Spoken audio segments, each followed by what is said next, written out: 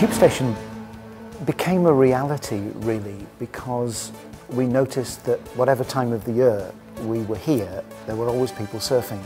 What we're looking to do is convert this area, make it something that we can really experiment with, possibly a cafe, possibly a cyber cafe, so folk can come off the beach, they can wash themselves down, get out of their wetsuits and check out the coffee.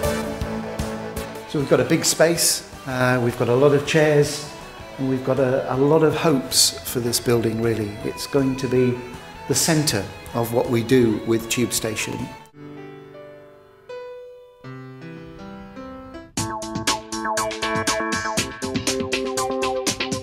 The services at the Tubestation are really good fun to go to, which is not what most people say about going to church. Although it's run by the church, it isn't just about the church, it's more about involving people and bringing people together. They created an environment where religion was just part of the environment, which is obviously really different to a lot of traditional churches where it's very staid, especially in this area of the country, and it's quite formal. A lot of people come to Tubestation expecting something really whiz-bang and amazing, with high expectations, and what they find is it's actually a lot more simple than that.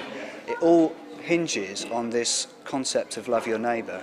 It starts with a project into the community, and out of that the church is formed. And so they could compare that copy. I'm doing more discipleship, whether in small groups or individuals or in Sunday teaching, than I've ever done. I'll just go through a Bible passage and explain it, but I'm much more interested in where people are at and the questions they ask. We don't have a program as such. It's just Bible and questions that we're looking at. I mean, at the moment, my favourite thing is going through Mark's Gospel, and loads of things come as we just look at the scriptures together. The worship here at the Tubestation is pretty cool. It's not like any other church. It's a bit more like original and like surfy, and I like the surf culture which is brought into it. That's a bit more like easier to understand, I think. Yeah.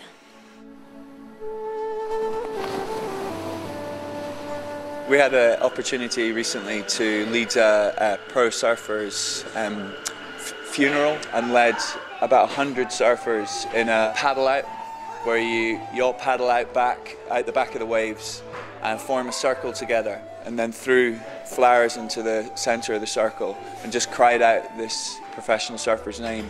And it was a very, very powerful experience. And then myself and Henry then paddled away from the circle with this guy's ashes, and we poured the ashes into the water. The opportunities that then came from that to speak to guys, to have heart-to-hearts with guys, you know, guys that normally you would only talk about surfing, you would only talk about the waves, you would only talk about the next swell that was coming, and we really feel that we're going to see a kind of knock-on from that experience. And it was great for us as Tubestation to be involved in things like that, and perhaps it's something that we might be involved more in, you know. But a real honour.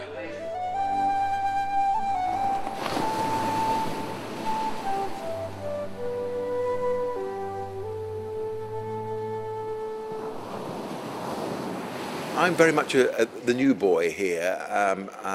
I've come from a Baptist tradition. I've joined a Methodist church, and one of the things I've observed is the tensions between the existing structures and this new life that's emerging. On one hand, we are extremely grateful to the generosity of the Methodist Church for allowing this to happen, but on the other, it's allowing the life to emerge without it being squashed by existing structures.